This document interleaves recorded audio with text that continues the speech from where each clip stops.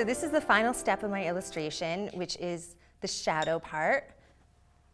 And I think when people normally think of shadows, they think gray.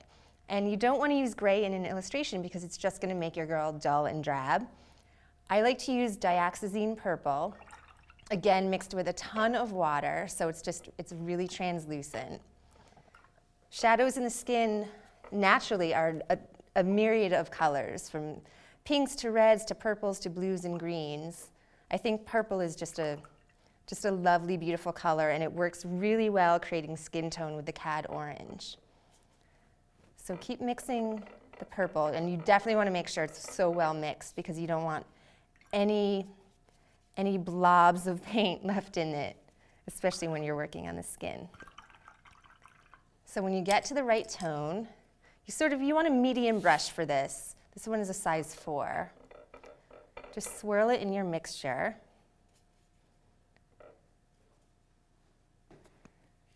And again, I'm just going to start from the root of her hair.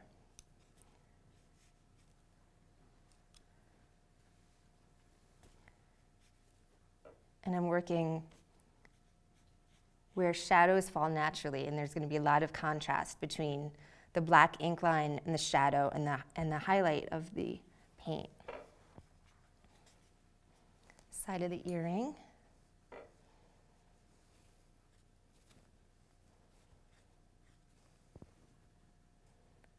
Now I'm going to do a little lighter for her face. I can always go darker, but it's hard trying to blot up too much paint at once.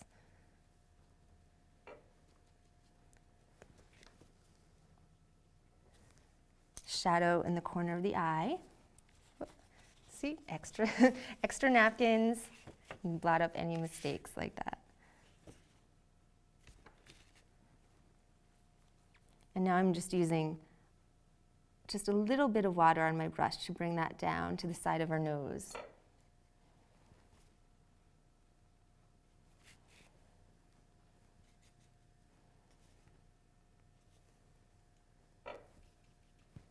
And again, you just sort of want to follow your darker ink lines, your darker paint lines with these shadows. And you can see how well the purple blends with the orange and just creates like an even more complex skin tone.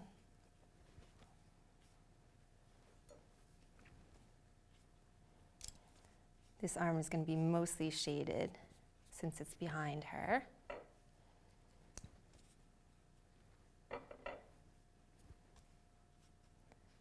Going to go a little bit deeper with the purple in her clothing.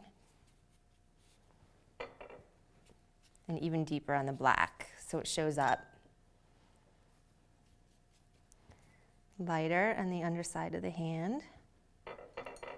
And for extra movement in an accessory, because she's walking down the runway or into whatever party, you can just go give her some action underneath the purse, and it just makes it look like she's totally moving it and swinging her arms.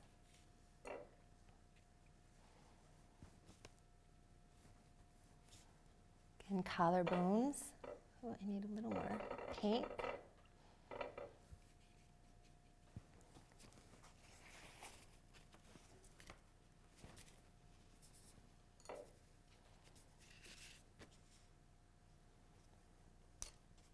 Follow the natural shadows.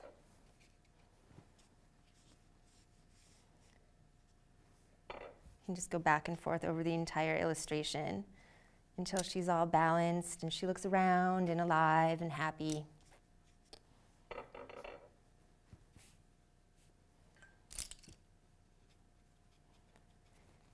You can even make more texture with the purple in her shirt or the pants or whatever, just to give it a little more interest.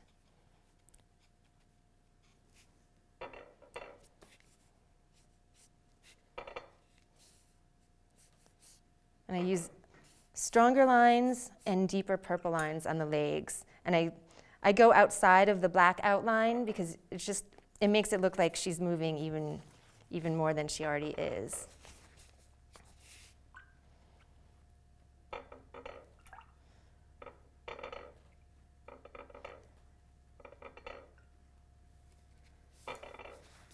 And she's sort of bouncing off with her back foot. So I give her movement that way.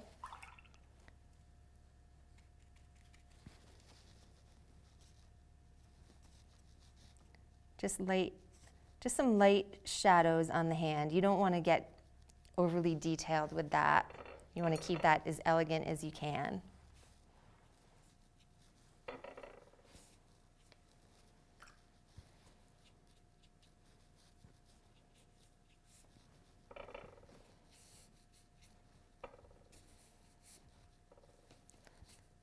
A little lighter on the skin.